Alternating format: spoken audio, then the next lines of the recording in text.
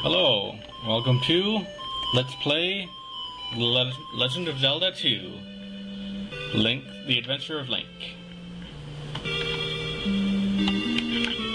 Now we have a little bit of intro and plotline here, along with this cool intro song. It's different than the first one.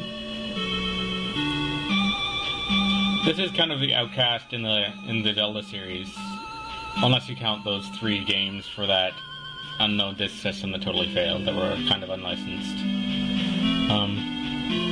Side-scrolling, and it's hard as hell, and it's completely different than the first one. Although it is the first Zelda game to introduce magic spells, which is cool. It's also a direct sequel to the first game. Most Zelda games aren't sequels at all, they're just randomly off tangentially in the universe somewhere, but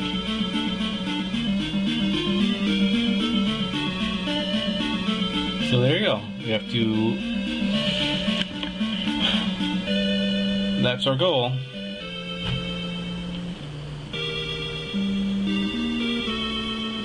The 6 statues. So this is actually... This game... What am I trying to say?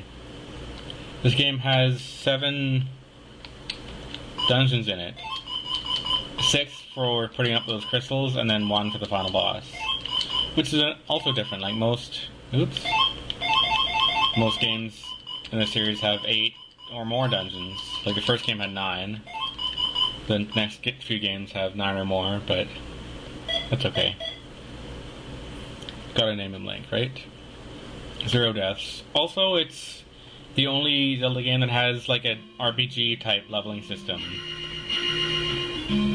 Like you can see sword level 1, magic level 1, life level 1. Which is quite different. First thing I'm going to do, before heading to one of the towns... Well, see, this is kind of like a crappy version of the first game, but this is where the real action is.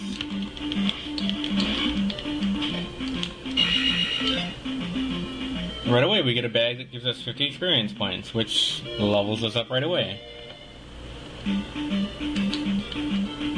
So, these guys, when they hit you, they don't drain your experience. But some enemies do. Any enemy that either repeatedly appears on the screen, like is constantly appearing, or that doesn't give you experience at all, will drain your experience. Like, those guys don't drain it, and they give me 3 per kill. But some enemies do, and that's one of the most annoying parts in this game, especially later on. You're trying to level up, you're at, say, 200 out of 700, but something hits you and takes away 10 per hit, and it's really disgruntling. Okay, there's not much to do in this town. Return the crystal to the palace in Parapa. That's the desert to the northeast. The healers are these young women in red. So they kind of heal you like Grand Theft Auto style. And then to heal your magic, you have to find the orangey yellow woman walking outside her house as well. Also, there's one wise man in each town who gives you a magic spell. Although, usually you have to do some sort of side quest or find some sort of item to get the spell. The first one's a freebie. It'll be useful in level 1.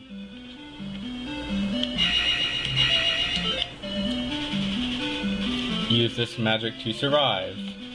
That's right, I knew what you were going to say. We got the shield magic. You hit select to cast magic. Well, start chooses which one you want to use, and select uses it. And you can see I have 6 crystals. You have to get rid of them all. 0 keys, 2 lives.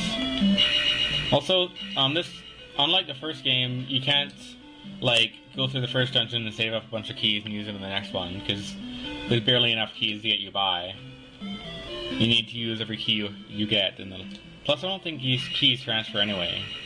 But either way, there's not really enough to go around. Oh yeah, the signpost. Welcome to this town is called Raru. And most of the random people just walking by say nothing good. All the actions in the houses. But there we go.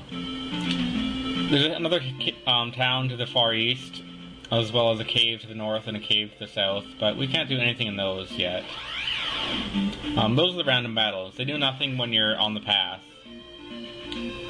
But in the forest, you get these monsters. See, those guys drain your experience.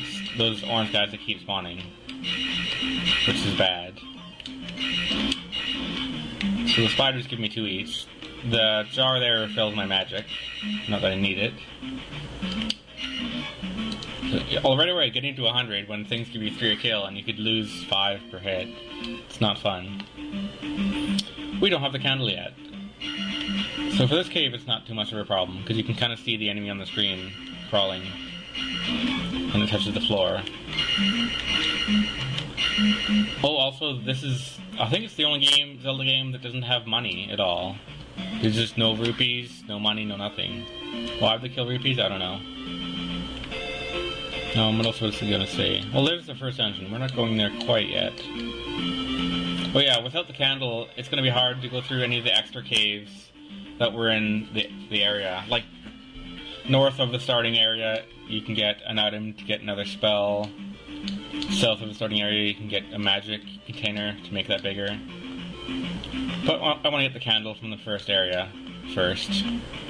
So, in this game, the candle is just a passive item. As long as you have it in your inventory, all dark areas are automatically lit up. You don't have to use it. Which is different. But it's okay, I guess. We're going here to get our first heart container. These guys look like they should be from a Mario game. Mario 3 or something. I like using a turbo controller sometimes, just for the attack speed. Anyway. Yay, our heart meter is longer now.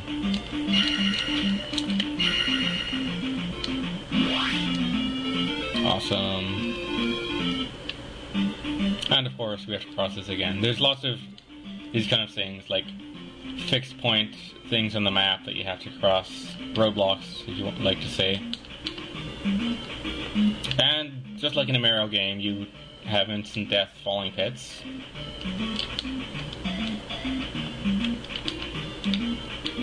Oh.